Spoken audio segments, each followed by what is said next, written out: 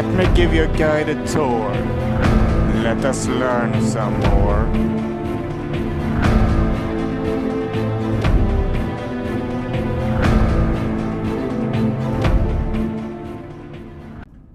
Welcome to my channel, I'm the Amastorian. And we're here at Alsnu hus, one of the most important sites in Swedish medieval history. And this site, this house, was commissioned by King Valdemar Birgersson. But the construction of this house was later taken over by his brother, King Magnus Barnlock. And it's probably in the shift in power there between them as this house is completed, since it's sort of uncertain exactly who actually built it. But we do know it belonged to Magnus Barnlock. Alsnu hus is situated on Adelsö in the Lake Mälaren. And look at this commanding view of Mälaren. Alsnu hus must have been completed around 1275, and it was taken over by Magnus Barnlock from his brother as a part in the first brother strife or brother battle, which was a big political strife between them. The second political strife between brothers was between Magnus Barnlock's sons, but that's a different story. Alsnu hus was never meant to be a castle. It was actually meant to be a summer palace. And in that sense, it is one of the earliest summer palaces I've ever heard of. But was it actually undefended as a summer palace? Not really. This was a king's summer palace, not just any farmers or any rich farmers. This was the king, okay? That means this thing would have been fairly well defended anyway, since that in the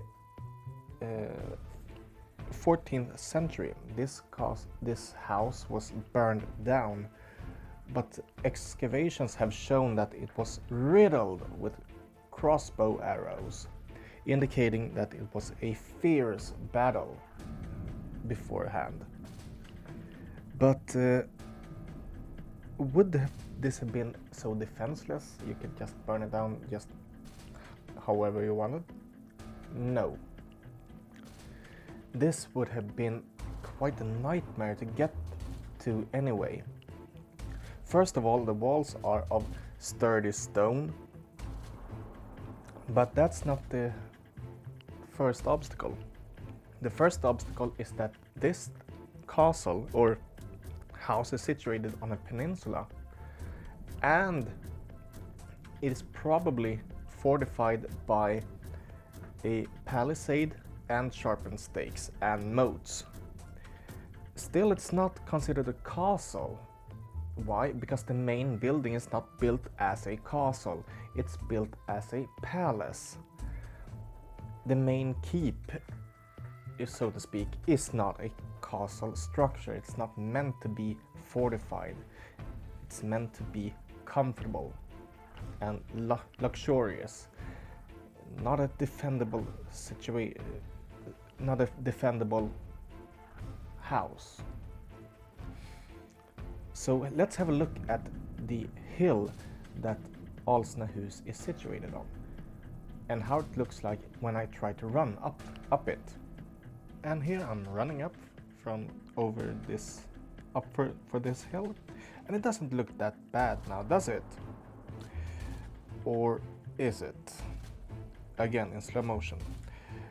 Imagine archers shooting down, sharpened stakes everywhere, slowing me down, making me an easier target, and then you get up and get the palisade and more sharpened stakes and more archers, and making this a very treacherous pathway.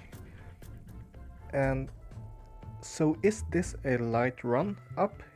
No, it's not. But it's not as bad as a real castle. But what is it that actually makes these stones and this house so important? Well, it's not the stones or the house by itself. It is what actually happened here.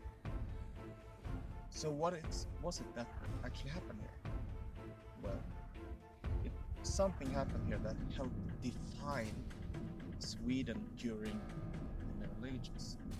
And that was a meeting and a letter that was sent out. That was the Ordinance of Alsnu. So what was that? Well, the Ordinance of Alsnu was a letter that King Magnus Barnlock sent out everywhere in the country, and that hammered out some details on what it meant to be a nobleman, and also what a nobleman cannot do.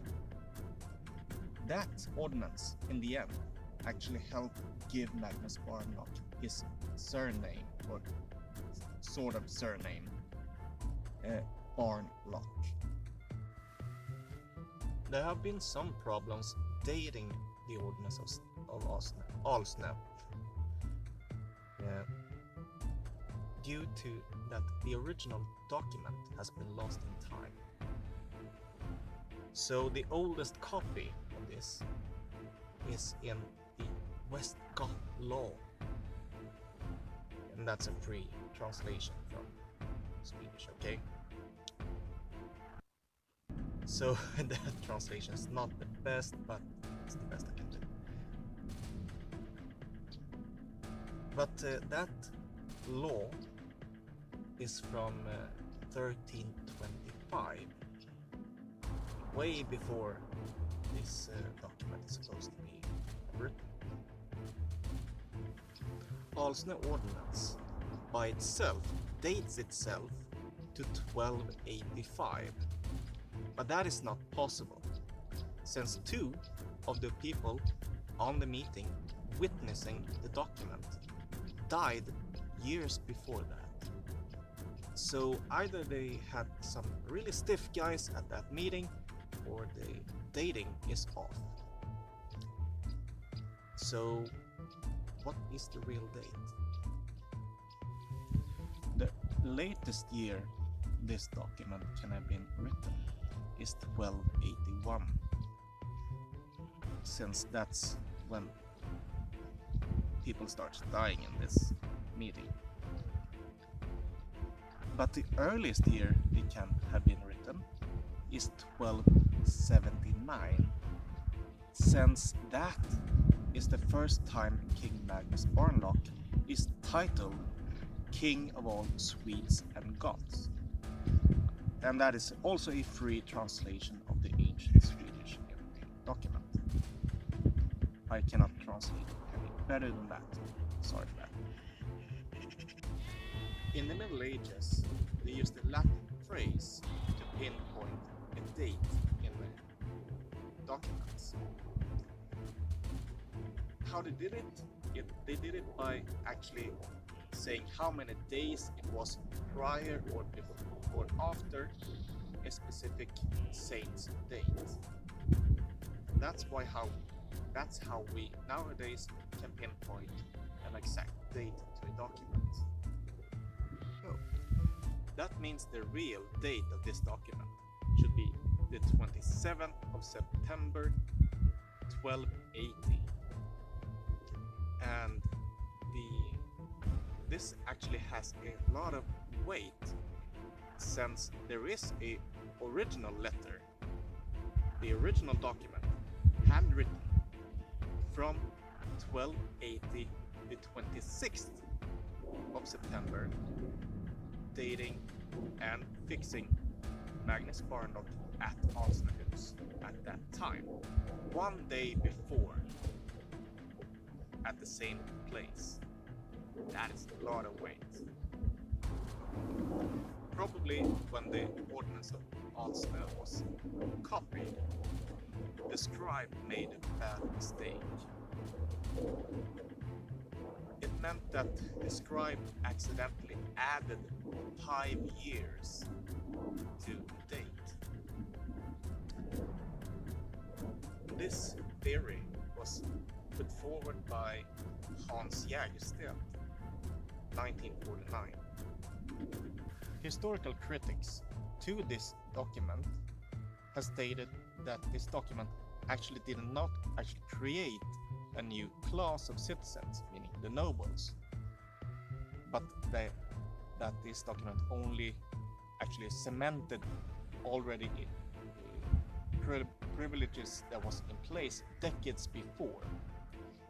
That is actually true. It only actually expands the circle of people that is basically nobles. But that is also not really true in my opinion, because if you only look at that, you don't see the whole picture what this document do. It also explains what you cannot do as a nobleman, meaning you cannot by force command a farmer to give you housing and food and drink when you're on a travel, or just go in and rape somebody or murder somebody.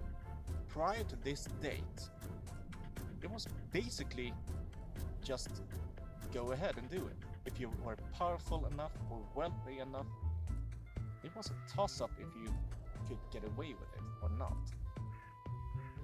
If you were powerful enough and wealthy enough, probably you would get away with it.